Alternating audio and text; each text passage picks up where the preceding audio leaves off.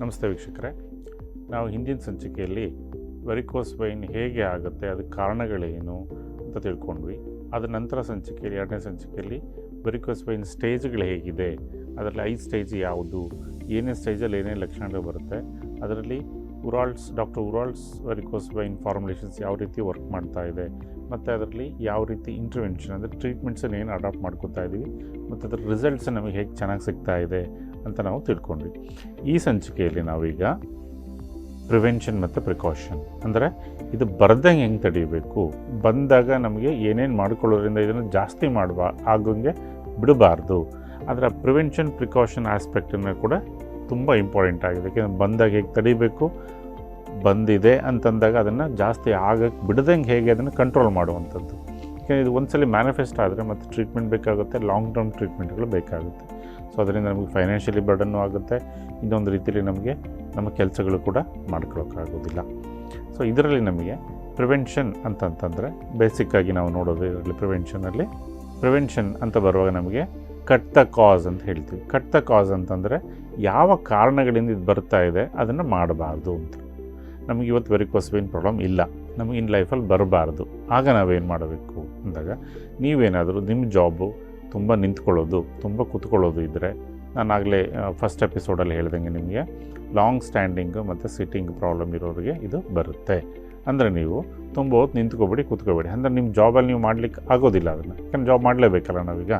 ಆ ಸಂದರ್ಭದಲ್ಲಿ ಮಧ್ಯದಲ್ಲಿ ಗ್ಯಾಪ್ ತೊಗೊಳ್ಳಿ, 10 ಮಿನಿಟ್ಸ್ 5 ಮಿನಿಟ್ಸ್, ಒಂದು 4 ಬಸ್ಗೆ ಹೊಡೆದ್ಬಿಡಿ. ಹಾಗೇನಾಗುತ್ತೆ, ನಿಮ್ಮ ತೊಡೆ ಕಾಫ್ ಮಸಲಿಗೆ ಹೊತ್ತುತ್ತೆ, ನಿಮ್ಮ ತೊಡೆ ಮತ್ತು ಹೊಟ್ಟೆಗೆ ಹೊತ್ತುತ್ತೆ. ಹಾಗೇನಾಗುತ್ತೆ, ಏನು ಬ್ಲಡ್ ಇದೆ ಅಲ್ಲಿ ಸ್ಟಾಕ್ ಆಗಿರುತ್ತೆ ಅದು ಮೂವ್ ಆಗುತ್ತೆ. ಅದು ಮೂವ್ ಆದಾಗ ನಿಮಗೆ ಅದು ಈಸಿ ಆಗುತ್ತೆ. ಅಥವಾ ನಿಮ್ಮ ಆಕ್ಯುಪೇಷನ್ ಮಾಡೋವಂಥ, ನಿಮ್ಮ ಜಾಬ್ ಮಾಡೋವಂಥ ಪ್ಲೇಸಲ್ಲಿ ಸ್ವಲ್ಪ ಹೊತ್ತು ಮಲಗಲಿಕ್ಕೆ ಏನಾದ್ರು ಫೆಸಿಲಿಟೀಸ್ ಇದೆ ಅಂದರೆ ಮಲ್ಕೊಂಡು ಕಾಲನ್ನು ಒಂದು 45 ಡಿಗ್ರಿ 60 ಡಿಗ್ರಿ 90 ಡಿಗ್ರಿ ಎತ್ತಿಡ್ಲಿಕ್ಕಾದರೆ, ಅಲ್ಲಿವರೆಗೂ ನಿಮಗೆ ಫ್ಲೆಕ್ಸಿಬಿಲಿಟಿ ಇದೆ ಅಂತಂದರೆ ಅದನ್ನು ಅಲ್ಲಿವರೆಗೂ ಹೈಟ್ ಮಾಡಿಡಿ. ಇಲ್ಲ ಅಂದರೆ 3-4 ಫೀಟ್, ಎಷ್ಟೊತ್ತು ದಿನ ಒಂದು 4 to 5 ಮಿನಿಟ್ಸ್ ಅಷ್ಟೇ. ಅಷ್ಟೊತ್ತಿಗೆ ಅಲ್ಲಿರೋ ಬ್ಲಡ್ ಏನಿದೆ ಎಲ್ಲ ನಿಮ್ಮ ಬಾಡಿಗೆ ಬಂದಿರುತ್ತೆ. ಇದು ಕೂಡ ನಿಮ್ಮನ್ನು ಅವಾಯ್ಡ್ ಮಾಡುತ್ತೆ, ಅದು ಫರ್ದರ್ ಪ್ರಾಬ್ಲಮ್ಸ್ ಆಗೋದನ್ನು ಅವಾಯ್ಡ್ ಮಾಡ್ತಾ ಹೋಗುತ್ತೆ. ಇನ್ನು ನಿಮಗೆ ಕಾನ್ಸ್ಟಿಪೇಷನ್ ಇದೆ ಅಥವಾ ಗ್ಯಾಸ್ ಪ್ರಾಬ್ಲಮ್ ಇದೆ, ಡೈಜೆಷನ್ ಸರಿ ಹೋಗ್ತಾ ಇಲ್ಲ, ಅದನ್ನು ಟ್ರೀಟ್ ಮಾಡಿ ಸ್ನೇಹಿತರೆ. ಯಾಕೆ ಅಂತಂದರೆ ಇದರಿಂದ ಹೊಟ್ಟೆಲಿ ಪ್ರೆಷರ್ ಬಿಲ್ಡಪ್ ಆಗ್ತಾ ಇದೆ. ನಿಮಗದು ಯಾವಾಗಲೂ ಪ್ರೆಷರ್ ಇರೋದರಿಂದ ವೈನಸ್ ರಿಟರ್ನನ್ನು, ಅಂದರೆ ಹೊಟ್ಟೆಗೆ ಹೋಗುತ್ತ ಬ್ಲಡ್ಡನ್ನು ಅಲ್ಲಿಂದ ಮೇಲಕ್ಕೆ ಹೋಗೋದನ್ನು ಅದು ಅವಾಯ್ಡ್ ಮಾಡ್ತಾ ಇರುತ್ತೆ. ಸೊ ಇದು ಮಾಡೋದ್ರಿಂದ ಏನಾಗುತ್ತೆ, ನಿಮಗೆ ಬ್ಯಾಕ್ ಪ್ರೆಷರ್ ಕ್ರಿಯೇಟ್ ಆಗುತ್ತೆ. ನೀರು ಕಲೆಕ್ಟ್ ಆಗ್ತಾ ಇದ್ದಲ್ಲ, ಎಲ್ಲರೂ ಬ್ಲಾಕ್ ಕ್ರಿಯೇಟ್ ಆದರೆ ಅದೇ ರೀತಿ ನಿಮ್ಮ ಕಾಲಲ್ಲಿ ಬ್ಯಾಕ್ವರ್ಡ್ ಪ್ರೆಷರ್ ಕ್ರಿಯೇಟ್ ಆಗ್ತಾ ಹೋಗುತ್ತೆ. ಅದನ್ನು ದಯವಿಟ್ಟು ಅವಾಯ್ಡ್ ಮಾಡಿ. ನಿಮಗೆ ವೆಯ್ಟ್ ಜಾಸ್ತಿ ಇದೆ, ಬಾಡಿ ವೆಯ್ಟ್ ತುಂಬ ಆಗ್ತಾ ಇದೆ, ಅದನ್ನು ಕಮ್ಮಿ ಮಾಡಿ. ಈ ವೆಯ್ಟ್ ಕಮ್ಮಿ ಮಾಡೋದು ಅಂದರೆ ಅರ್ಥ, ಸಾಧಾರಣವಾಗಿ ನಾವು ಮೊದಲಿಂದನೂ ದಪ್ಪ ಇದ್ದೀವಿ, ದಟ್ಸ್ ನಾರ್ಮಲ್. ಅದನ್ನು ಕಮ್ಮಿ ಮಾಡೋಕ್ಕೆ ಹೋದಾಗ ಕೆಲವರಿಗೆ ಪ್ರಾಬ್ಲಮ್ ಆಗೋ ಚಾನ್ಸಸ್ಸು ಇದೆ.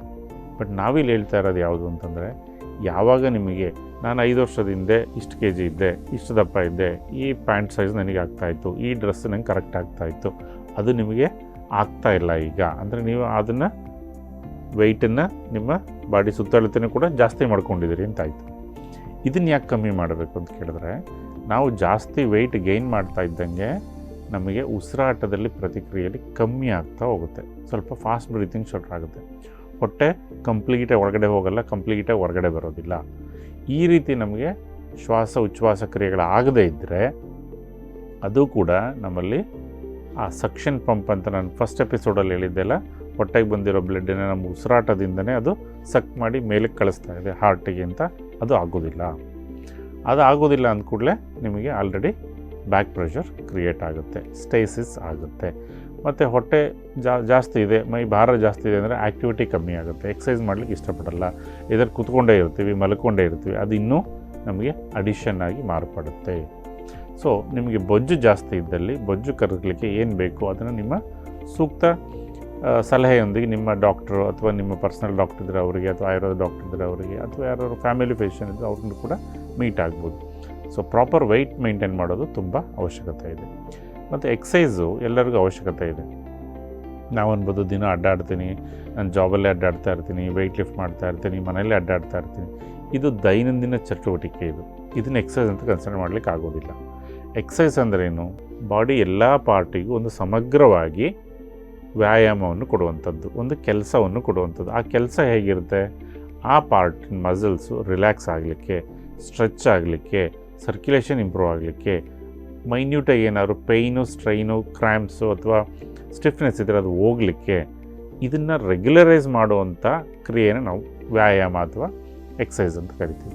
ಅದು ಬಿಟ್ಟು ನಾವು ಜಸ್ಟ್ ವಾಕಿಂಗ್ ಮಾಡ್ತೀನಿ, ರನ್ನಿಂಗ್ ಮಾಡ್ತೀನಿ, ದಟ್ಸ್ ಆಲ್ಸೋ ಗುಡ್, ಇಲ್ಲ ಅಂತ ಹೇಳೋದಿಲ್ಲ. ಯಾಕೆಂದರೆ ನಮ್ಮ ಬಾಡಿಲಿ ನೋಡಿದ್ರೆ ಹಾಫ್ ಆಫ್ ದಿ ಪಾರ್ಟ್ ಕಾಲೇ ಇದೆ. ದೇವ್ರು ನಮಗೆ ಸುಮ್ಮನೆ ಕೊಟ್ಟಿಲ್ಲ ಕಾಲನ್ನು ಅಷ್ಟುದ್ದ, ಅದನ್ನು ಉಪಯೋಗಿಸ್ಕೋಬೇಕು. ಅದನ್ನು ಉಪಯೋಗಿಸ್ಕೊಳ್ಳೋದು ಅಂದರೆ ಏನರ್ಥ, ನಿಂತ್ಕೊಂಡಿರೋದು ಕೂತ್ಕೊಂಡಿರೋದು ಅಂತ ಅರ್ಥ ಅಲ್ಲ. ಅದನ್ನು ಅಡ್ಡಾಡಬೇಕು, ನಡೀತಾ ಇರಬೇಕು. ನಮ್ಮ ಚಟುವಟಿಕೆಯಲ್ಲಿ ನಡೆಯೋದನ್ನೇ ಕಮ್ಮಿ ಮಾಡಿಬಿಟ್ಟಿದ್ದೀವಿ ಇತ್ತೀಚೆಗೆ. ಈವನ್ ಶಾಲೆ ಮಕ್ಕಳಿಂದನೇ ಹಿಡಿದು ಮನೆಯಿಂದ ಹೊರಗೆ ಬಂದರೆ ಬಸ್ ಹತ್ತಿದ್ರು, ಇಲ್ಲ ಕಾರ್ ಹತ್ತಿದ್ರು, ಇಲ್ಲ ಸ್ಕೂಟ್ರ್ ಹತ್ತಿದ್ರು, ತೊಗೊಂಡೋಗಿ ಗೇಟ್ ಹತ್ರ ಬಿಡ್ತೇವೆ. ಮತ್ತು ಅಲ್ಲಿಂದ ಒಂದಿಷ್ಟು ಸ್ಟೆಪ್ಸ್ ಒಳಗಡೆ. ನಾವು ಆಫೀಸಿಗೆ ಹೋಗೋದು ಸೇಮ್, ನಮ್ಮ ಮಾರ್ಕೆಟಿಂಗ್ ಹೋಗೋದು ಸೇಮ್. ಸೊ ನಮ್ಮಲ್ಲಿ ಕಾಲನ್ನು ಉಪಯೋಗಿಸೋದೇ ಇಲ್ಲ 100% ಆಗಿ. ಸೊ ಇದರಿಂದ ಏನಾಗುತ್ತೆ, ಒಂದು ಪಾರ್ಟನ್ನು ಉಪಯೋಗಿಸ್ತಾ ಇದ್ದಾಗ ಅಲ್ಲಿ ಸರ್ಕ್ಯುಲೇಷನ್ಗಳು ಇಂಪೇರ್ಮೆಂಟ್ ಸಹಜವಾಗಿ ಆಗುತ್ತೆ. ಸ್ಪೆಷಲಿ ವೈನ್ಸಲ್ಲಿ ಇಂಪೇರ್ಮೆಂಟ್ ಆಲ್ರೆಡಿ ಅವು ವೀಕ್ ಇರೋದರಿಂದ ಅದರಲ್ಲಿ ಮತ್ತಿನ್ನೂ ಜಾಸ್ತಿ ಆಗೋ ಚಾನ್ಸಸ್ ತುಂಬ ಇರುತ್ತೆ. ಸೊ ಎಕ್ಸಸೈಸು ಸ್ಪೆಷಲಿ ತುಂಬ ಹೊತ್ತು ನಿಂತ್ಕೊಳ್ಳೋರು, ತುಂಬ ಹೊತ್ತು ಕೂತ್ಕೊಂಡು ಜಾಬ್ ಮಾಡೋರು, ವೈಟ್ ಕಾಲರ್ ಜಾಬ್, ಕ್ಲರ್ಕ್ಗಳಿರ್ಬೋದು, ಅಥವಾ ನಿಮಗೆ ಆಫೀಸ್ ಸೂಪರಿಂಟೆಂಡೆಂಟ್ಸ್ ಇರ್ಬೋದು, ಮ್ಯಾನೇಜರ್ಸ್ ಇರ್ಬೋದು, ಪೆಟ್ರೋಲ್ ಬಂಕಲ್ಲಿ ಕ್ಯಾಶಿಯರ್ ಇರ್ಬೋದು, ಬ್ಯಾಂಕಲ್ಲಿ ಕ್ಯಾಶಿಯರ್ ಇರ್ಬೋದು, ಎನಿ ಜಾಬ್. ಫ್ರಂಟ್ ಆಫೀಸಲ್ಲಿ ವರ್ಕ್ ಮಾಡೋರು ಕೆಲವರು ನಿಂತ್ಕೊಳ್ಳೋಕೆ ಆಪ್ಷನ್ ಇರುತ್ತೆ, ಬ್ಯಾಕ್ ಆಫೀಸಲ್ಲಿ ಕ್ಲಾರಿಕಲ್ ವರ್ಕ್ ಮಾಡೋರು ಕೂತ್ಕೊಂಡೇ ಇರ್ತಾರೆ. ಸೊ ನಿಮ್ಮ ಜಾಬಿಗೆ ಅನುಸರಿಸಕ್ಕೆ ತಕ್ಕಂತೆ ನೀವು ಅದನ್ನು ಎಕ್ಸಸೈಸ್ಗಳನ್ನ ಪರ್ಟಿಕ್ಯುಲರಾಗಿ ಅಡಾಪ್ಟ್ ಮಾಡ್ಕೊತಾ ಹೋಗ್ಬೇಕು. ಇದು ವೆರಿಕೋಸ್ ವೇನ್ ಮಾತ್ರ ಅವಾಯ್ಡ್ ಮಾಡಲಿಕ್ಕೆ ಅಂತಲ್ಲ, ನಿಮ್ಮ ಹೋಲ್ ದೈನಂದಿನ ಚಟುವಟಿಕೆಯನ್ನು ಕೂಡ ಇದು ಬದಲಾವಣೆ ಮಾಡುತ್ತೆ. ನೀವು ಬೆಳಗ್ಗೆ ಎದ್ದ ತಕ್ಷಣ ಎಕ್ಸಸೈಸ್ ಮಾಡ್ತಾ ಹೋದರೆ ನಿಮ್ಮ ಬಾಡಿಲಿ ಒಂದು ಚೈತನ್ಯ ಬರ್ತಾ ಹೋಗುತ್ತೆ, ನಿಮಗೊಂದು ಲವಲವಿಕೆ ಇರುತ್ತೆ, ಸುಸ್ತಾಗೋದಿಲ್ಲ, ಒಂದು ಆ್ಯಕ್ಟಿವ್ ಮೈಂಡ್ ಇರುತ್ತೆ, ಒಂದು ಕಡೆ ಕಾನ್ಸಂಟ್ರೇಟ್ ಮಾಡುವಂಥ ಶಕ್ತಿ ಇರುತ್ತೆ. ಸೊ ಇದರದ್ದು ವೆರಿಕೋಸ್ ವೈನ್ ಮಾತ್ರ ಅಲ್ಲ, ಬೇರೆದನ್ನು ಕೂಡ ಪಾಸಿಟಿವ್ ಇರೋದರಿಂದ ನಿಮ್ಮ ಪ್ರೊಡಕ್ಟಿವಿಟಿ ಚೆನ್ನಾಗಾಗುತ್ತೆ. ಸೊ ನಿಮ್ಮ ಹೆಲ್ತ್ ಕೂಡ ಮೋರ್ ಹೆಲ್ತಿಯಾಗಿ ಕಂಟಿನ್ಯೂ ಆಗಲಿಕ್ಕೆ ಹೆಲ್ಪ್ ಆಗುತ್ತೆ. ನಿಮಗೆ ಬೇರೆ ಹ್ಯಾಬಿಟ್ಸ್ ಏನಾದ್ರು ಇದ್ದರೆ, ಫಾರ್ ಎಕ್ಸಾಂಪಲ್ ಆಲ್ಕೋಹಾಲ್ ಉಪಯೋಗಿಸುವಂಥದ್ದು, ಸ್ಮೋಕಿಂಗ್ ಉಪಯೋಗಿಸುವಂಥದ್ದು ಇದ್ದಾಗ ಅದನ್ನು ಅವಾಯ್ಡ್ ಮಾಡಿ. ಆಲ್ಕೋಹಾಲ್ ತೊಗೊಂಡಾಗ ಏನಾಗುತ್ತೆ ಮ್ಯಾಕ್ಸಿಮಮ್ ಅಂತಂದರೆ ನಮ್ಮ ಬಾಡಿ ಎಕ್ಸ್ಪ್ಯಾಂಡ್ ಆಗುತ್ತೆ, ರಿಲ್ಯಾಕ್ಸ್ ಆಗುತ್ತೆ. ಟೂ ಮಚ್ ರಿಲ್ಯಾಕ್ಸ್ ಸ್ವಲ್ಪ ಅಲ್ಲ, ಇದು ಟೂ ಮಚ್ ರಿಲ್ಯಾಕ್ಸ್ ಆಗಿ ಏನಾಗುತ್ತೆ, ಅದರದ್ದು ಸ್ಟ್ರೆಂತ್ ಹೋಗುತ್ತೆ, ಎಲಾಸ್ಟಿಸಿಟಿ ಹೋಗುತ್ತೆ. ಸೊ ಇದನ್ನು ರಿಪೀಟೆಡಾಗಿ ನೀವು ಮಾಡ್ತಾ ಇರೋದ್ರಿಂದ ನಿಮಗೆ ವೈನ್ಸು ಆಲ್ರೆಡಿ ನ್ಯಾಚುರಲಾಗಿ ಅದು ವೀಕ್ ಪಾರ್ಟ್ ಇರುತ್ತೆ, ಇದು ಆ್ಯಡೆಡ್ ಆದಾಗ ಅಲ್ಲಿ ಎಲಾಸ್ಟಿಸಿಟಿ ಕೂಡ ಕಳ್ಕೊತೀರಿ. ಸೊ ಇದು ಮೈನಾಗಿ ಪ್ರಾಬ್ಲಮ್ ಆಗುತ್ತೆ ನಮಗೆ. ವೈನಲ್ಲಿ ಎಲಾಸ್ಟಿಸಿಟಿ ಹೋಯಿತು ಅಂತಂದರೆ ಅದು ಬೈಂಡಿಂಗ್ ಸಿಕ್ಕಲ್ಲ, ಅದಕ್ಕೊಂದು ಚಾನಲ್ ಸಿಕ್ಕಲ್ಲ, ಹೆಂಗೆಂಗೋ ಹೋಗುತ್ತೆ, ಅದ್ರ ಜೊತೆ ಬ್ಲಡ್ ನಿಂತ್ಕೊಳ್ಳೋಕ್ಕೂ ಶುರುವಾಗುತ್ತೆ. Smoking second important point. Smoking ಮಾಡೋದ್ರಿಂದ ನಿಕೋಟಿನ್ ಪಾರ್ಟ್ಸ್ ನಮ್ಮಲ್ಲಿ ಒಳಗಡೆ ಹೋದಾಗ ಅದು ಬ್ಲಾಕೇಜಸ್ ಕ್ರಿಯೇಟ್ ಮಾಡುತ್ತೆ. ಇದಕ್ಕೆ TAO ಅಂತ ಕರೀತಾರೆ. TAO ಏನಂದರೆ ಆ ಆರ್ಟ್ರಿಲಿ ಅಥವಾ ವೆಸಲ್ಸಲ್ಲಿ ಇದು ಹೋಗಿ ಟಾರ್ ಥರ ಕೂತ್ಕೊಳ್ಳುತ್ತೆ, ಅಲ್ಲಿಂದ ಮುಂದಕ್ಕೆ ಸರ್ಕ್ಯುಲೇಷನ್ ಆಗೋದಿಲ್ಲ, ಅಲ್ಲಿ ಗಾಯಗಳಾಗುತ್ತೆ, ಮಾಯೋದಿಲ್ಲ. ಸಾಧಾರಣ ಚಿಕಿತ್ಸೆಗಳು ಕೊಟ್ಟರು ಕೂಡ ಅದು ಗುಣ ಆಗೋದಿಲ್ಲ. ಸಾಮಾನ್ಯ ಚಿಕಿತ್ಸೆಯಲ್ಲಿ ಎಲ್ಲ ಉಂಡುಗಳು ಗುಣ ಆಗುತ್ತೆ ಅಥವಾ ಗಾಯಗಳು ಗುಣ ಆಗುತ್ತೆ, ಬಟ್ ಇದರಲ್ಲಿ ಆಗೋದಿಲ್ಲ. ಈವನ್ ನಮ್ಮ ವೆರಿಕೋಸ್ ವೈನ್ ಟ್ರೀಟ್ಮೆಂಟು ನಾರ್ಮಲಾಗಿ ಕೊಡುವಂಥದ್ದು ಕೊಟ್ಟರು ಇದರಲ್ಲಿ ಎಫೆಕ್ಟಿವ್ ಆಗೋದಿಲ್ಲ. ಯಾಕೆಂತಂದರೆ ಆ ಟಾರ್ ಅನ್ನೋ ಅಂಶ ಒಳಗಡೆ ತುಂಬ ಗಟ್ಟಿಯಾಗಿ ಕೂತಿರುತ್ತೆ, ಆವಾಗ ನಮಗೆ ಪಂಚಕರ್ಮ ಬೇಕಾಗುತ್ತೆ ಟ್ರೀಟ್ಮೆಂಟು. ಸೊ ಅಂದರೆ ನಿಮಗೆ ನಿಮ್ಮ ಹೆಲ್ತನ್ನು ನೀವು ಕರೆಕ್ಟಾಗಿ ನೋಡ್ಕೋದೇ ಇದ್ದರೆ ಬೇರೆ ಬೇರೆ ಟ್ರೀಟ್ಮೆಂಟ್ಗಳು ಬೇಕಾಗುತ್ತೆ, ಅದು ಎಕ್ಸ್ಪೆನ್ಸು ಜಾಸ್ತಿ ಆಗ್ತಾ ಹೋಗುತ್ತೆ. ಅದರ ಮೇಲೆ ನೀವು ಸಿಗರೇಟು ಅಥವಾ ಬೀಡಿಗೂ ಕೂಡ ಹಣವನ್ನು ಉಪಯೋಗಿಸಿರ್ತೀರಿ. ಅಂದರೆ ಇಲ್ಲೂ ಹಣ ಕಳ್ಕೊತಿದ್ದೀರಿ, ಅಲ್ಲೂ ಕೂಡ ಹಣ ಕಳ್ಕೊತೀರಿ. ಅದರ ಜೊತೆಗೆ ನಿಮಗೆ ಆರೋಗ್ಯ, ನಿಮ್ಮ ಟೈಮು, ನಿಮ್ಮ ಸುತ್ತಮುತ್ತ ಇರೋರಿಗೆ ಸ್ಟ್ರೈನು, ಫಿಸಿಕಲಿ, ಮೆಂಟಲಿ ಇದೆಲ್ಲದನ್ನು ನೀವು ಕ್ರಿಯೇಟ್ ಮಾಡ್ತಾಯಿದ್ದೀರಿ. ಸೊ ನಿಮಗೆ ಆಲ್ಕೋಹಾಲ್ ಮತ್ತು ಸ್ಮೋಕಿಂಗನ್ನು ಬಿಡೋದು ತುಂಬ ಉತ್ತಮವಾಗಿರುತ್ತೆ. ಸ್ಪೆಷಲಿ ವೀನಸ್ ಅಥವಾ ಆರ್ಟೀರಿಯಲ್ ಅಥವಾ ನಮ್ಮ ಸರ್ಕ್ಯುಲೇಟರಿ ಸಿಸ್ಟಮನ್ನು ಚೆನ್ನಾಗಿಟ್ಕೋಬೇಕು. ಅಂದರೆ ಯಾಕಂದರೆ ಹಾರ್ಟಿಗೆ ಒಳ್ಳೆಯದು, ಲಂಗ್ಸಿಗೆ ಒಳ್ಳೆಯದು, ಸರ್ಕ್ಯುಲೇಟರಿ ಸಿಸ್ಟಮ್ಗೆ ಎಲ್ಲದಕ್ಕೂ ಒಳ್ಳೆಯದಾಗುತ್ತೆ ಇದನ್ನು ಮಾಡದೇ ಇರೋದ್ರಿಂದ. ಪ್ರಿಕಾಷನ್ಸ್ ಈಗ ನಮಗೆ ಸ್ವಲ್ಪ ಲಕ್ಷಣಗಳು ಕಾಣ್ತಾ ಇದೆ, ಇದು ಮುಂದುವರಿಸ್ದಂಗೆ ಮುಂದೆ ಹೋಗ್ದಂಗೆ ಹೆಂಗೆ ನಮಗೆ ಇದನ್ನು ತಡಿಲಿಕ್ಕೆ ಸಾಧ್ಯ ಆಗುತ್ತೆ ಅಂತ. ಅದರಲ್ಲಿ ನಮಗೆ ಫಸ್ಟ್ ಆಫ್ ಆಲ್ ನಮಗೆ ಪೇಯ್ನ್ ಬರದಂಗೆ ನೋಡ್ಕೋಬೇಕು, ಸ್ಟ್ರೈನ್ ಆಗ್ದಂಗೆ ನೋಡ್ಕೋಬೇಕು. ಅಂದರೆ ನಾನು ಆಗಲೇ ಹೇಳ್ದಂಗೆ ನಿಮಗೆ ಟೈಮ್ ಸಿಕ್ಕರೆ, ನಿಮ್ಮ ಜಾಬ್ ಮಧ್ಯದಲ್ಲಿ ಟೈಮ್ ಸಿಕ್ಕರೆ ಸ್ವಲ್ಪ ಬಸ್ಗೆ ಹೊಡೆಯಿರಿ, ಒಂದು 5 ಅಥವಾ ಫೂಟ್ ಎಲಿವೇಷನ್ ಮಾಡ್ತಾ ಹೋಗಿ. ಇದು ನಂತರದಲ್ಲಿ ಆಯಿಲ್ ಅಪ್ಲಿಕೇಶನ್. ನಿಮ್ಮಲ್ಲಿ ಮನೇಲಿರೋದು ತೆಂಗಿನೆಣ್ಣೆ ಆಗ್ಬೋದು, ಎಳ್ಳೆಣ್ಣೆ ಆಗ್ಬೋದು, ಹರಳೆಣ್ಣೆ ಆಗ್ಬೋದು, ಯಾವುದಾದ್ರು ಇರಲಿ ಎಣ್ಣೆ, ಅದನ್ನು ಸ್ವಲ್ಪ ಉಗುರು ಬೆಚ್ಚಗೆ ಮಾಡಿ ಕಾಲಿಂದ ಮೇಲಕ್ಕೆ ಹಚ್ತಾ ಬನ್ನಿ. ಅಂದರೆ ಬೆರಳುಗಳಿಂದ ಮಂಡಿ ಕಡೆಗೆ ಹಚ್ತಾ ಬನ್ನಿ. ಈ ಬೆರಳು ಕಡೆಯಿಂದ ಮಂಡಿ ಕಡೆಗೆ ನೀವು ಯಾವಾಗ ಎಣ್ಣೆನ ಹಚ್ತಾ ಹೋಗ್ತೀರಿ ಬಿಸಿ ಇರೋದನ್ನು, ಇದು ನಿಮ್ಮ ಮಾಂಸಖಂಡಗಳಿಗೆ ರಿಲ್ಯಾಕ್ಸ್ ಮಾಡುತ್ತೆ, ಎಲಾಸ್ಟಿಸಿಟಿ ಕೊಡುತ್ತೆ, ಹಳೇದು ನಿಮಗೆ ಪೈನು ಸ್ಟ್ರೈನ್ ಏನಿರುತ್ತೆ ಅದನ್ನು ಹೋಗಿಸುತ್ತೆ, ಮತ್ತು ವ್ಯಾಸ್ಕ್ಯುಲಾರಿಟಿನ ಇಂಪ್ರೂವ್ ಮಾಡುತ್ತೆ, ಸರ್ಕ್ಯುಲೇಷನ್ ಇಂಪ್ರೂವ್ ಮಾಡ್ತಾ ಹೋಗುತ್ತೆ. ಸರ್ಕ್ಯುಲೇಷನ್ ಇಂಪ್ರೂವ್ ಮಾಡುತ್ತೆ ಅಂದರೆ ನಿಮಗಲ್ಲಿ ಏನು ಬ್ಲಡ್ ನಿಂತ್ಕೊಳ್ಳೋದಿಲ್ಲ, ಕ್ಲಾಟ್ ಆಗೋದಿಲ್ಲ, ಇದು ನಿಂತ್ಕೊಂಡಾಗ ನಿಮಗೆ ವೆರಿಕೋಸ್ ವೈನು ಅಥವಾ ಹೆವಿನೆಸ್ ಎಲ್ಲ ಫೀಲ್ ಆಗ್ತಾ ಇದೆಯಲ್ಲ, ಅದು ಆಗೋದಿಲ್ಲ. ಸೊ ನೀವು ಸರ್ಕ್ಯುಲೇಷನ್ ಇಂಪ್ರೂವ್ ಮಾಡ್ತಾ ಇದ್ದೀರಿ, ಸ್ಕಿನ್ನಿಗೆ ಮಾಯಿಸ್ಟ್ ಮಾಡ್ತಾ ಇದ್ದೀರಿ, ಸ್ಟ್ರೆಂತ್ ಕೊಡ್ತಾ ಇದ್ದೀರಿ, ಮಸಲ್ಸನ್ನು ರಿಲ್ಯಾಕ್ಸ್ ಮಾಡ್ತಾ ಇದ್ದೀರಿ. ಅಂದರೆ ಇಂಡೈರೆಕ್ಟಾಗಿ ಆ ಪಾರ್ಟನ್ನು ಫ್ಲೆಕ್ಸಿಬಿಲಿಟಿ ಮತ್ತು ಸ್ಟ್ರೆಂತನ್ನು ಎರಡನ್ನೂ ಕೂಡ ಎಕ್ಸ್ಟ್ರಾ ಅಡಿಷನ್ ಆಗಿ ನೀವು ಪ್ರೊವೈಡ್ ಮಾಡೋಕ್ಕೆ ನೋಡ್ತಾ ಇದ್ದೀರಿ.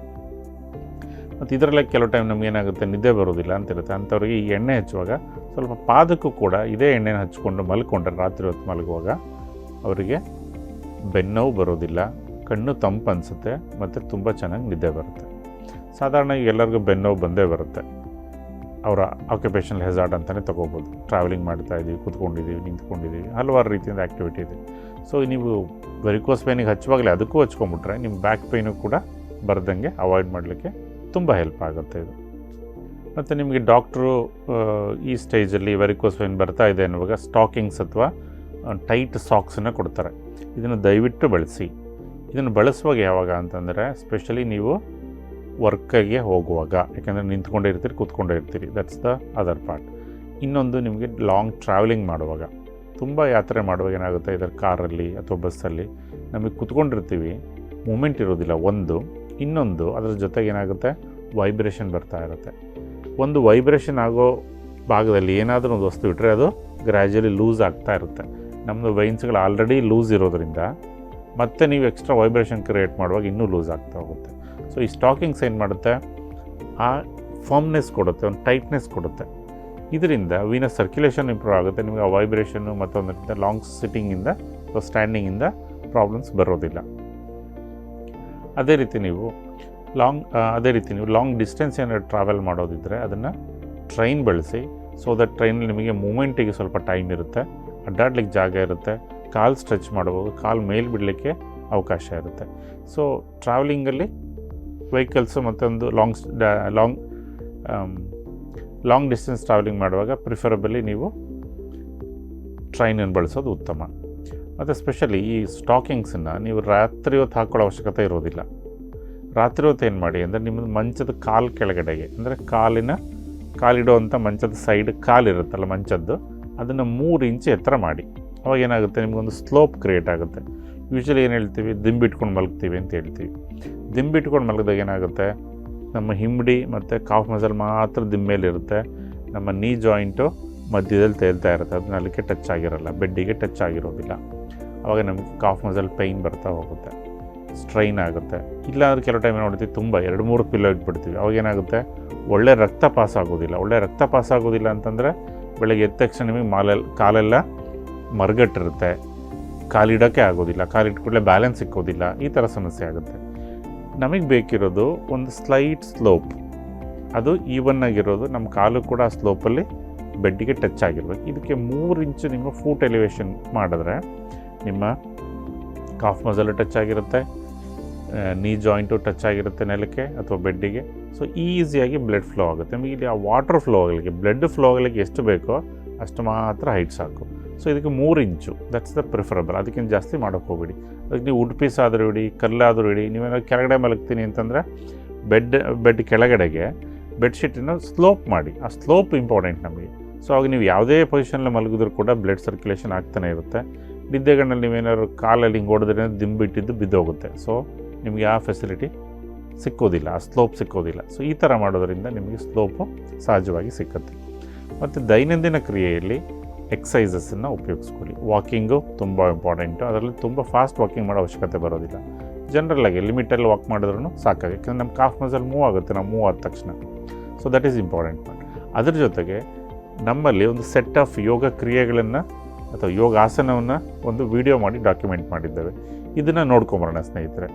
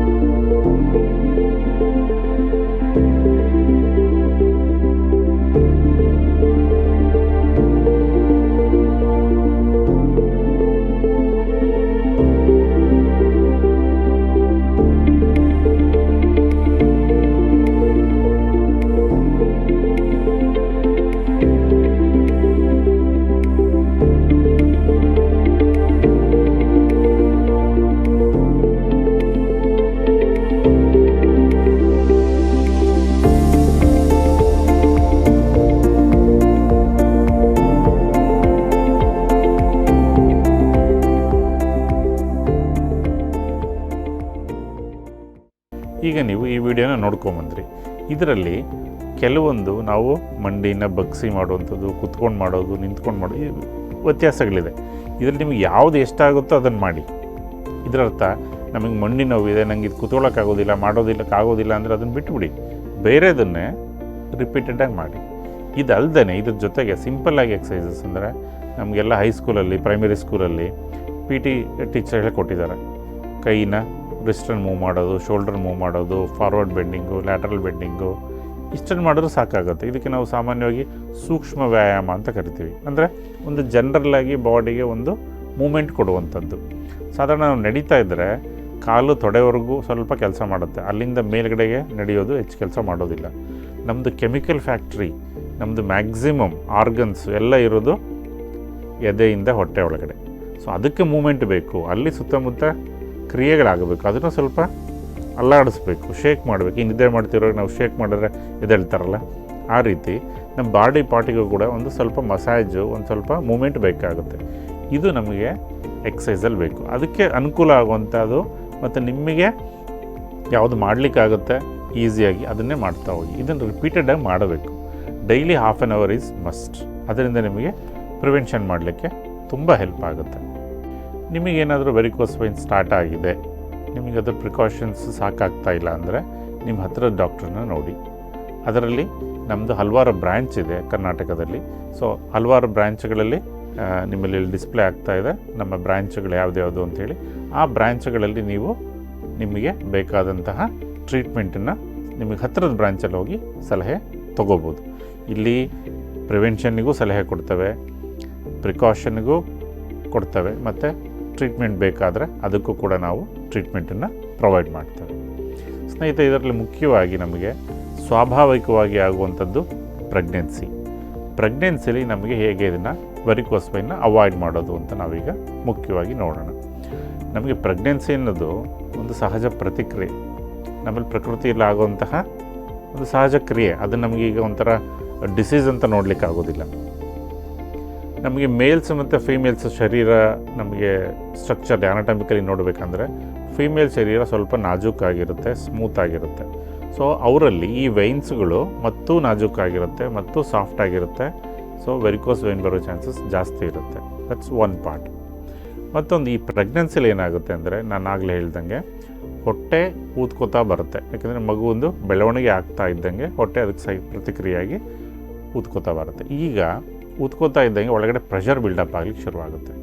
ಈ ಒಳಗಡೆ ಪ್ರೆಷರು ಆರ್ಗನ್ಸ್ ಮೇಲೂ ಬೀಳುತ್ತೆ, ನಮ್ಮ ಆರ್ಟರೀಸ್ ಮೇಲೂ ಬೀಳುತ್ತೆ, ವೆಸಲ್ಸ್ ಮೇಲೂ ಬೀಳ್ತಾ ಹೋಗುತ್ತೆ. ಈಗ ನಿಮಗೆ ಒಂದು ಪೈಪಲ್ಲಿ ನೀರು ಹೋಗ್ತಾ ಇದೆ, ಆ ಪೈಪ್ ಮೇಲೆ ಏನೋ ಕಲ್ಲು ಬಿತ್ತು ದಪ್ಪದು, ಇಲ್ಲ ನೀವೊಂದು ಗೊಬ್ಬರ ಕಾಲಿಟ್ಟರು ಆಟ ಆಡುವಾಗ ಮುಂದ್ಗಡೆ ನಮಗೆ ನೀರು ಬರೋದಿಲ್ಲ. ಅದೇ ರೀತಿ ಮುಂದ್ಗಡೆ ನೀರು ಬರೋದಿಲ್ಲ, ಒಂದು ಹಿಂದ್ಗಡೆ ಪ್ರೆಷರು ಬಿಲ್ಡಪ್ ಆಗಿ ಆ ಟ್ಯಾಪಿಗೆ ಕನೆಕ್ಟ್ ಮಾಡಿರೋ ಆಸು ಕೂಡ ಕಿತ್ತೋಗುತ್ತೆ.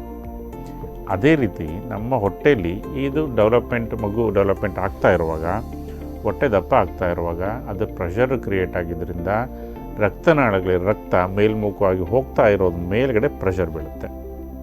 ಆ ಪ್ರೆಷರ್ ಬೀಳೋದ್ರಿಂದ ಹಿಂದುಗಡೆ ಇರೋ ಕಡೆ ಎಲ್ಲಿ ರಕ್ತ ಬರ್ತಾ ಇದೆಯಲ್ಲ ಕಾಲಿಂದ, ಅದು ಬ್ಲಾಕ್ ಆಗಲಿಕ್ಕೆ ಸ್ಟಾರ್ಟ್ ಆಗುತ್ತೆ. ಬ್ಲಾಕ್ ಆಯಿತು ಅಂದರೆ ನಮಗೆ ಅಕ್ಯುಮುಲೇಟ್ ಆಗ್ತಾ ಇದೆ. ಅಕ್ಯುಮುಲೇಟ್ ಆಯಿತು ಅಂದ ಕೂಡಲೇ ಪ್ರೆಷರ್ ಕ್ರಿಯೇಟ್ ಆಗುತ್ತೆ, ಕಾಲುಗಳಲ್ಲಿ ಸ್ವೆಲ್ಲಿಂಗ್ ಬರ್ತಾ ಇದೆ, ನೋವು ಬರ್ತಾ ಇದೆ, ಒಳಗಡೆಯಿಂದ ಏನೋ ಸಿಡ್ತಾ ಇದೆ, ಉರಿ ಬರ್ಬೋದು, ಈ ಥರದ್ದೆಲ್ಲ ಲಕ್ಷಣ ನಮಗೆ ಕಾಣ್ತಾ ಹೋಗುತ್ತೆ. ಸೊ ಆದ್ದರಿಂದ ಪ್ರೆಗ್ನೆನ್ಸಿಲಿ ಸಹಜವಾಗಿ ಒಂದು 6 ತಿಂಗಳು ಅಥವಾ 5ನೇ ತಿಂಗಳಿಂದನೇ ನೀವು ಮೈ ಫುಲ್ ಎಣ್ಣೆ ಹಚ್ಕೊಂಡು ಅಭ್ಯಾಸ ಮಾಡಿಕೊಡಿ. ಸ್ಪೆಷಲಿ ವೆರಿಕೋಸ್ ವೈನ್ ಬರುತ್ತೆ ಅಪ್ಪನಿಗೆ ಅಮ್ಮನಿಗೆ ಅಥವಾ ಇದ್ದಿತ್ತು ಅಥವಾ ಫ್ಯಾಮಿಲಿ ರನ್ ಆಗ್ತಾ ಇದೆ ಅಂದರೆ ಮುಖದ ಕೆಳಗಡೆಯಿಂದ ಅಂದರೆ ಬೆರಳು ಕಡೆಯಿಂದ ಪಾದದಿಂದ ಮಂಡಿ ಕೆಳಗಡೆ ತೊಡೆ ಕೆಳಗಡೆ ಇದನ್ನು ಹಚ್ಕೋತಾ ಬನ್ನಿ. ಇದು ಹಚ್ಕೊಂಡು ಒಂದು 10 ಎಣ್ಣೆ ಹಚ್ಕೊಂಡ ನಂತರ ಒಂದು 15 to 20 ಮಿನಿಟ್ಸ್ ಬಿಟ್ಟು ನೀವು ಸಾಧಾರಣವಾಗಿ ಸ್ನಾನ ಮಾಡ್ಕೋಬೋದು. ಸ್ನಾನ ಮಾಡುವಾಗ ಸೋಪನ್ನು ಉಪಯೋಗಿಸ್ಬೇಡಿ. ಯಾಕೆಂದರೆ ಸೋಪ್ ಉಪಯೋಗಿಸಿದ್ರೆ ಏನಾಗುತ್ತೆ, ನಾವು ಏನು ಎಣ್ಣೆ ಹಚ್ಚಿರ್ತೀವಲ್ಲ ಅದನ್ನೆಲ್ಲ ವಾಪಸ್ ತೆಗೆದುಬಿಡುತ್ತೆ. ಸೋಪ್ ಅನ್ನೋದು ಸರ್ಫೇಸ್ ಡಿಟರ್ಜೆಂಟ್, ಇದು ಸಕ್ ಮಾಡಿ ತೆಗೆದುಬಿಡುತ್ತೆ. ಸೊ ನಮಗೆ ಅದ್ರ ಬೆನಿಫಿಟ್ ಸಿಕ್ಕೋದಿಲ್ಲ. ಸೊ ಅದಕ್ಕೆ ಹೆಸರು ಕಾಳು ಹಿಟ್ಟು ಅಥವಾ ನಿಮಗೆ ಕಡಲೆ ಹಿಟ್ಟನ್ನು ಉಪಯೋಗಿಸಿ ಸ್ನಾನ ಮಾಡಿ. ಇದರಿಂದ ಏನಾಗುತ್ತೆ ಅಂದರೆ ಚರ್ಮದ ಮೇಲ್ಭಾಗದಲ್ಲಿ ಏನು ಎಣ್ಣೆ ಅಂಶ ಅದು ಹೋಗುತ್ತೆ, ಬಟ್ ಚರ್ಮ ಮುಟ್ಟಿದ್ರೆ ನಿಮಗೆ ಇನ್ನೂ ಮಾಯಿಸ್ಟು ಫೀಲ್ ಆಗ್ತಾ ಇರುತ್ತೆ. ಸೊ ಈ ಎಣ್ಣೆ ಹಚ್ಚೋದ್ರಿಂದ ಏನಾಗುತ್ತೆ ಗರ್ಭಿಣಿಯರಲ್ಲಿ ಅಂತಂದರೆ ವೆರಿಕೋಸ್ ವೈನ್ ಬರೋದಿಲ್ಲ. That is one part. The other part ಏನಾಗುತ್ತೆ, ಹೊಟ್ಟೆಯಲ್ಲಿ ಮಾರ್ಕ್ ಬೀಳಕ್ಕೆ ಶುರುವಾಗುತ್ತೆ. ಸೊ ಹೊಟ್ಟೆಗೂ ಕೂಡ ನೀವು ಎಣ್ಣೆ ಹಚ್ತಾ ಹೋದರೆ ಆ ಸ್ಟ್ರೆಚ್ ಮಾರ್ಕ್ಸ್ ಇರುತ್ತಲ್ಲ ಅದು ಬರೋದಿಲ್ಲ. ಮತ್ತು ಪ್ರೆಗ್ನೆನ್ಸಿಲಿ ನಮಗೆ ಬೆನ್ನೋವು ಬರೋ ಚಾನ್ಸಸ್ ತುಂಬ ಇದೆ. ಯಾಕೆಂದರೆ ಹೊಟ್ಟೆ ಭಾರ ಆದ ತಕ್ಷಣ ಮುಂದೆ ಎಳಿತಾ ಹೋಗುತ್ತೆ, ಹಿಂದ್ಗಡೆ ಬೆನ್ನೋವು ಬರುತ್ತೆ. ಸೊ ಈ ಬೆನ್ನಿಗೂ ಕೂಡ ನೀವು ಎಣ್ಣೆ ಹಚ್ಚಿ ಹೊಟ್ಟೆಗೂ ಕೂಡ ಎಣ್ಣೆ ಹಚ್ಚೋದ್ರಿಂದ ನಾನು ಆಗಲೇ ಹೇಳಿದಂಗೆ ಮಸಲ್ಸಿಗೆ ರಿಲ್ಯಾಕ್ಸ್ ಮಾಡ್ತಾ ಇರುತ್ತೆ, ಸ್ಟ್ರೆಂತ್ ಮಾಡ್ತಾ ಇರುತ್ತೆ, ಸರ್ಕ್ಯುಲೇಷನ್ ಇಂಪ್ರೂವ್ ಮಾಡ್ತಾ ಇರುತ್ತೆ. ಇದು ಕೂಡ ಅವಾಯ್ಡ್ ಆಗ್ತಾ ಹೋಗುತ್ತೆ. ಈ ಸಣ್ಣ ಪುಟ್ಟ ಸ್ಟ್ರೈನನ್ನು ಗರ್ಭಿಣಿಯಲ್ಲಿ ನಮಗೆ ಅವಾಯ್ಡ್ ಮಾಡಲಿಕ್ಕಾದರೆ ಅವರಿಗೆ ಕಂಫರ್ಟ್ ಆಗಿರ್ತಾರೆ, ಮಚ್ ಮೋರ್ ರಿಲ್ಯಾಕ್ಸ್ ಆಗಿರ್ತಾರೆ, ಮೈಂಡು ಕಾಮ್ ಆಗಿರುತ್ತೆ, ನಮಗೆ ಮಗು ಗ್ರೋತು ಕೂಡ ತುಂಬ ಹೆಲ್ಪ್ ಆಗುತ್ತೆ. ಈ ಪ್ರೆಷರ್ ಬಿಲ್ಡಪ್ ಆಗೋದ್ರಿಂದ ಗರ್ಭಿಣಿಯರಲ್ಲಿ ಕಾನ್ಸ್ಟಿಪೇಷನ್ ಆಗೋ ಚಾನ್ಸಸ್ಸು ಇದೆ. ಏಕೆಂದರೆ ನಮಗಿಲ್ಲಿ varicose vein one of the cause ಅಂತ ನೋಡುವಾಗ constipation is also one of the cause. So ಹಾಗಿರೋದ್ರಿಂದ ಸಾಧಾರಣವಾಗಿ 8ನೇ ತಿಂಗಳ ನಂತರ ಅಥವಾ 8ನೇ ತಿಂಗಳಲ್ಲಿ ಸ್ಪೆಷಲಿ ಮಗುವಿನ ತಲೆ ಬಂದು ನಮ್ಮ ಸೊಂಟ ಭಾಗದಲ್ಲಿ ಫಿಕ್ಸ್ ಆಗಲಿಕ್ಕೆ ಶುರುವಾಗುತ್ತೆ. ಅಲ್ಲಿವರೆಗೂ ಸ್ವಲ್ಪ ಫ್ಲೋಟ್ ಆಗ್ತಾ ಇರುತ್ತೆ, ಹಾಗಾಗಿ ಅದಕ್ಕೆ ಏನು ಅಷ್ಟೊಂದು ಪ್ರಾಬ್ಲಮ್ ಮಾಡೋದಿಲ್ಲ. ಆದರೆ ಪ್ರೆಗ್ನೆನ್ಸಿಲಿ ಕಾನ್ಸ್ಟಿಪೇಷನ್ ಇದ್ದರೆ ದಯವಿಟ್ಟು ಅದಕ್ಕೆ ಚಿಕಿತ್ಸೆ ತೊಗೊಳ್ಳಿ. ಇಲ್ಲ ಅಂದರೆ 8ನೇ ತಿಂಗಳಲ್ಲಿ ಅಟ್ಲೀಸ್ಟು ನಿಮ್ಮ ಹತ್ತಿರ ಇರೋ ಯಾವುದಾದ್ರು ಆಯುರ್ವೇದ ಡಾಕ್ಟ್ರನ್ನ ಮೀಟಾಗಿ ನಮ್ಮಲ್ಲಿ ಒಂದು ಮಾತ್ರಾವಸ್ಥೆ ಅಂತ ಕೊಡೋದು ಕ್ರಮ ಇದೆ. ಇದೇನೆಂದರೆ ಗುದಮುಖಾಂತರ ಕೆಲವೊಂದು ಆಯಿಲ್ಗಳನ್ನು ಅವರೊಂದು 50 ml 100 ml ಪುಷ್ ಮಾಡ್ತಾರೆ. ಇದೇನು ಮಾಡುತ್ತೆ, ನಿಮ್ಮ ಒಳಗಡೆ ಎಲ್ಲ ಲೂಬ್ರಿಕೇಷನ್ ಕ್ರಿಯೇಟ್ ಮಾಡುತ್ತೆ ಗುದಭಾಗದಲ್ಲಿ. ಸೊ ಮೋಷನ್ ಈಸಿಯಾಗಿ ಬರಲಿಕ್ಕೆ ಹೆಲ್ಪ್ ಮಾಡುತ್ತೆ. ಇದರಿಂದ ಡೆಲಿವರಿ ಆದಮೇಲೆ ನಮಗೆ ಪೈಲ್ಸು, ಫಿಶರು, ಫಿಸ್ಟುಲನೋ ಅಥವಾ ಗುದ ಮಾರ್ಗದಲ್ಲಿ ಬರುವಂತಹ ಯಾವುದೇ ರೋಗಗಳಿದ್ದರೆ ಅದನ್ನು ಅವಾಯ್ಡ್ ಮಾಡ್ತಾ ಇದೆ. ಅದ್ರ ಜೊತೆಗೆ ವೆರಿಕೋಸ್ ವೈನಿಗೂ ಕೂಡ ಇದು ನಿಮಗೆ ಬರದಂಗೆ ಪ್ರಿವೆಂಟ್ ಮಾಡುತ್ತೆ. ಸೊ ಪ್ರೆಗ್ನೆನ್ಸಿಲಿ ನಮಗೆ ಅಭ್ಯಂಗ ಮಾಡ್ಕೊಳ್ಳುವಂಥದ್ದು, ಕಾನ್ಸ್ಟಿಪೇಷನನ್ನು ಅವಾಯ್ಡ್ ಮಾಡಲಿಕ್ಕೆ ಬೇಕಾಗಿರುವಂಥದ್ದು ಏನೇನು ಕ್ರಿಯೆಗಳಿದೆ ಇದನ್ನು ನಾವು ಮಾಡ್ತಾ ಹೋದಲ್ಲಿ ನಮಗೆ ಸೂಕ್ತವಾದ ಸಮಯದಲ್ಲಿ ಸೂಕ್ತವಾದ ಚಿಕಿತ್ಸೆ ಸಿಕ್ಕುತ್ತೆ. ಅದರಿಂದ ನಿಮಗೆ ವೆರಿಕೋಸ್ ವೈನ್ ಮಾತ್ರ ಅಲ್ಲ, ಬೇರೆ ಯಾವುದೇ ಪ್ರಾಬ್ಲಮ್ ಇದ್ದರೂ ಕೂಡ ಅದು ಅವಾಯ್ಡ್ ಆಗಲಿಕ್ಕೆ ನಿಮಗೆ ತುಂಬ ಹೆಲ್ಪ್ ಆಗ್ತಾ ಇದೆ. ಅದೇ ರೀತಿ ನಿಮಗೆ ಪ್ರೆಗ್ನೆನ್ಸಿ 2nd ಅಥವಾ 3rd ಡೆಲಿವರಿ ಇದ್ದಾಗ ಇದನ್ನು ಬಿಗಿನಿಂಗಿಂದನೇ ಮಾಡಿ.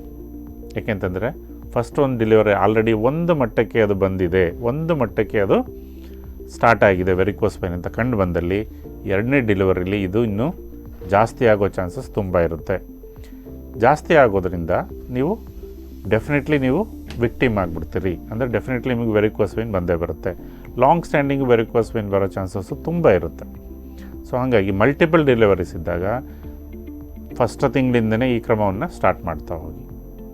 ನಿಮಗೆ ಹೆಚ್ಚಿನ ಮಾಹಿತಿ ಬೇಕು ಅಂತಂದರೆ ಆಗ ನಾವು ಡಿಸ್ಪ್ಲೇ ಮಾಡಿದಂತಹ ನಮ್ಮ ಹಲವಾರು ಬ್ರ್ಯಾಂಚ್ಗಳು ನಿಯರ್ ಬೈ ಬ್ರ್ಯಾಂಚ್ಗಳಲ್ಲಿ ಕಾಂಟ್ಯಾಕ್ಟ್ ಮಾಡಿ ವೆರಿಕೋಸ್ ವೈನನ್ನು ಬರ್ದಂಗೆ ಇರಲಿಕ್ಕೆ ಏನು ಮಾಡಬೇಕು ಅದನ್ನು ಕೂಡ ನಮ್ಮಲ್ಲಿ ಹೇಳ್ಕೊಡ್ತಾ ಇರ್ತೀವಿ.